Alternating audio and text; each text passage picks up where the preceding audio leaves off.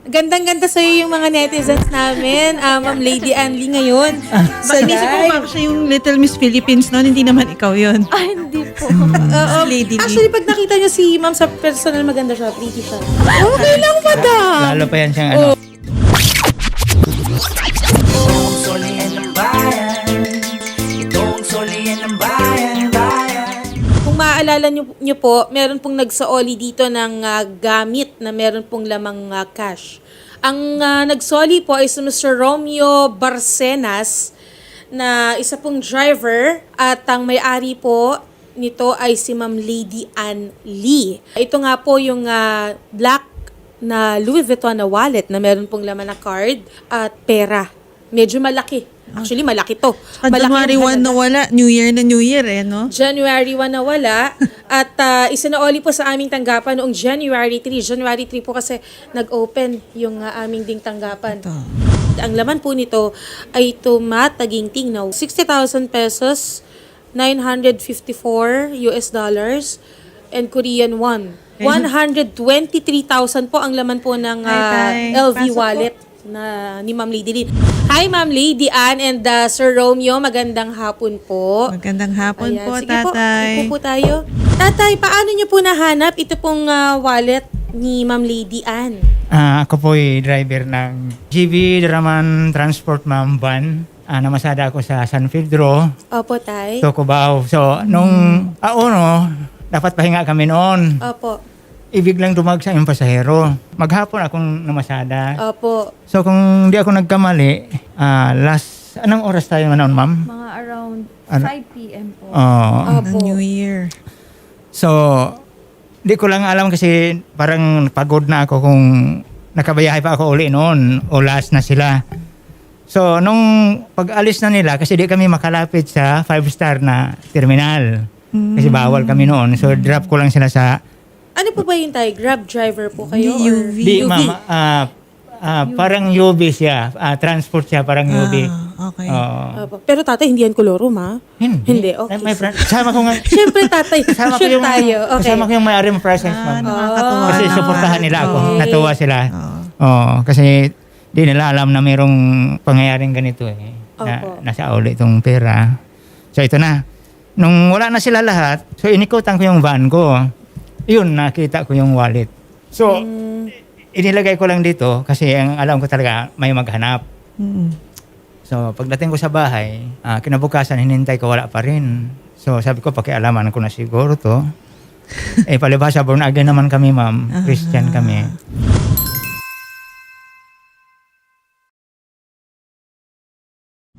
So, tinawagan ko yung pastor ko sa Tagaytay. Pastor, merong items dito. Tiningnan ko maraming pera.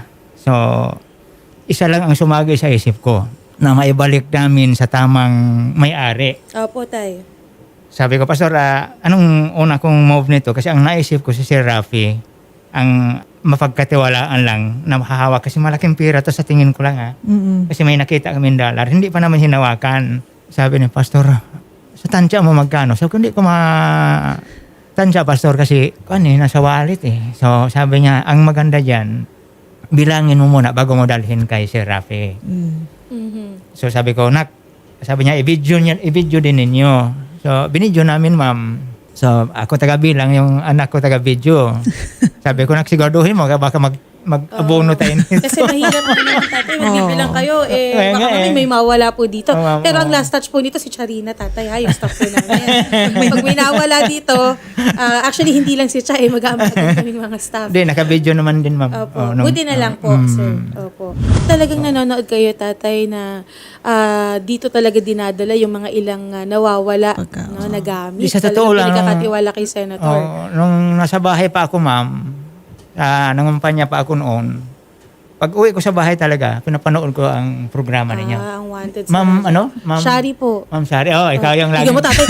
Nanonood ka palagi, hindi mo na kami naalala yung pangalan ko, tatay.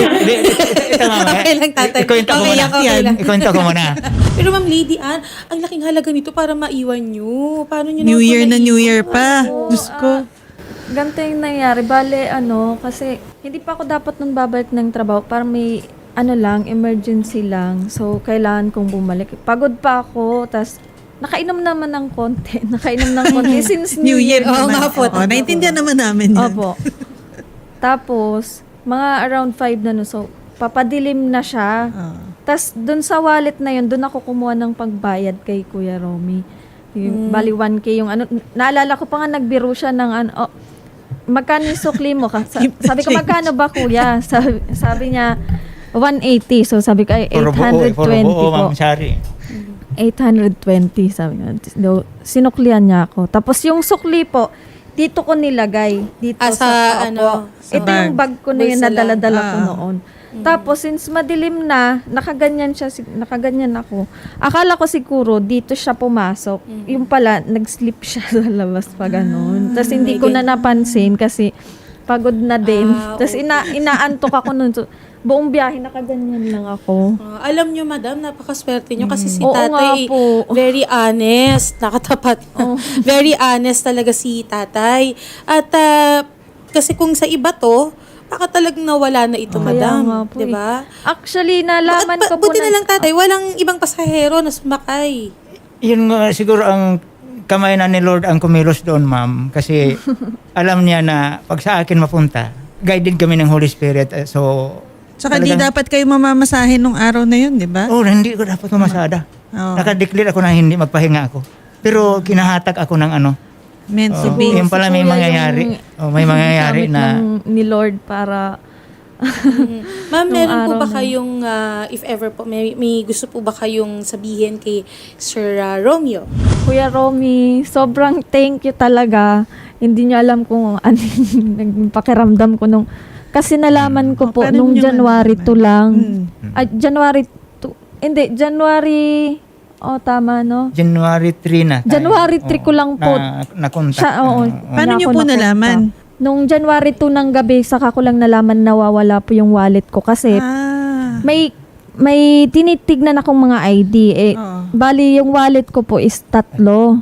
Ang dami mo namang Tatlo, hindi Sana naman, kasi, hindi naman, kasi may nagregalo sa akin ng isang wallet. So, yun na yung ginagamit ko. Tapos, nakalagay din yung isang ID ko. Sabi ko, ay, titignan ko yung PhilHealth ID ko. Tapos, nakalagay yan dyan sa wallet na yan. Tapos, pag tingin ko, sabi ko, ba't wala dito? Tapos, doon ako, parang gumuho na yung... Paano mo nalaman na nahanap na yung wallet mo? Tumawag po siya sa akin. Tumawag na Opo, si nung tatay. ng mga magti 3 p.m. po nung January 3. At sinabi nga po na sinurrender po sa amin. Opo.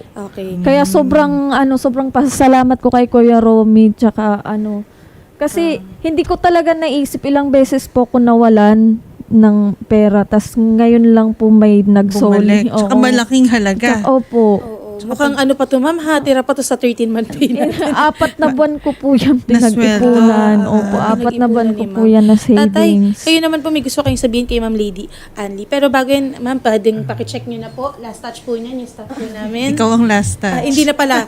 Ako na pala yung last touch. Opo. Sige, ma'am. Tatay, sabihin niyo po kay Ma'am Lady Ann.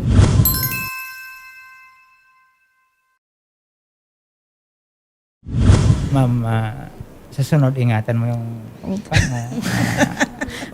mo. Kasi Admit ko noon po. medyo siguro, careless. nataon lang na ginahit tayo ng Panginoon sa akin mapunta. Kasi alam ni Lord na may balik talaga sa'yo. So, sa next time siguro, ingat lang kasi sabi ko nga sa mga pasahero ko ngayon, baka hindi ko na isa uli. Pag nakapagod ako, na-stress kaya ako, ma'am.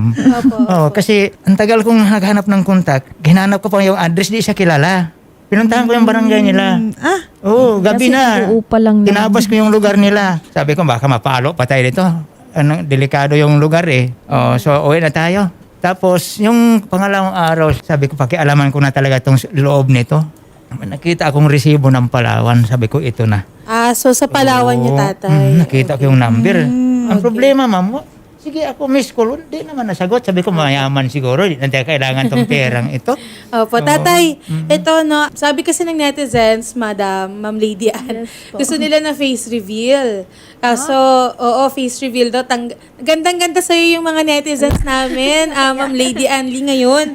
Sa Inisip ko live. baka siya yung Little Miss Philippines noon, hindi naman ikaw yun. Hindi po. Oo. Lady Lee. Actually, pag nakita nyo si Ma'am sa personal, maganda siya, pretty siya. Oo, pretty Parang si tayo. ma'am. Oh, pretty. Oo, pretty.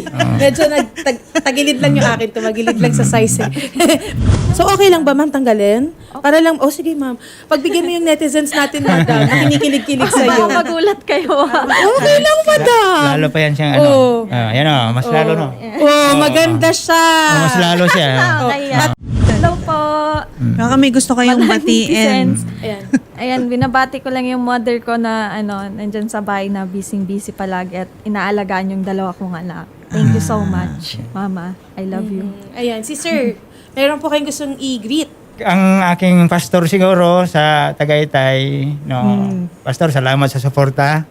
Pastor Jess Anyag ng Voice of God Fellowship, The Bride of Christ, no, End Time Message. So isang Christian na naglingkod sa Panginoon. Nangaral din kami sa salita ng Panginoon Ayun. tungkol sa kabutihan ng ating Holy Spirit. Yun. Ang tao, wala tayong magawa kung tayo. Kasi marupok tayo eh. Ay, lalo na po ako tayo. Oo. Joke lang po tayo. Pero pag ang Diyos ang kumilo sa atin, Tama. lalabas ang tunay mong katauhan. Ayun. Magandang mensahe yan, So yan lang tatay, masabi ngayong ko. New Year. Salamat sa inyo. Ito yung owner Ito, ng ay, ito yung owner. Kasi Oo. yung Sir, ato. Oo, kasi Sir. wala naman Oo. na po tayong ano. Gusto po namin kayong makausap sana. Yan. Dito kasi. Kayo po yung owner po ng sasakyan ni pahawak na tatay. lang. Franchise. Operator. Franchise. Franchise. Franchise. Okay. Gaano dito kasi- katagal na po nyo kilala si tatay sa ano nyo? Yan. Alam niyo Sige. na kami. Ito. Tagal ko na po namin sila na naging driver, ma'am. Mga almost 1 year, 1 year. naging driver namin siya. Kamusta naman po si tatay bilang ano? Okay naman siya yung ano niya, ma'am. Masyado siya, mabait na. Kung ano makita niya sa aming naiwan, sasakyan namin, sinasawali po talaga. Ang hirap po makahanap ngayon ng driver na Opo, mapagkakatiwalaan yan. Ang parati ko ring problema para sa mga anak ko eh. Pero Opo, ma'am. swerte po kayo. Swerte Opo. niyo. Sir, meron po kayong mensahe kay tatay. Sabi ko kay tatay, tay, yun lagi ang binibiling ko sa iyo na kung anong mayroon maiwan dyan sa passenger natin, isauli natin kung mayroon tayong contact na itatawag sa kanila. Sir, salamat po. Pero tatay, ito po 1,000 pesos cash galing po kay Senator. Dito po sa aming team bilang pag-thank you din po. Tanggapin ba? Opo, bilang sige po. Salamat. Bilang pag-thank you Konting po ano lang sa po yan.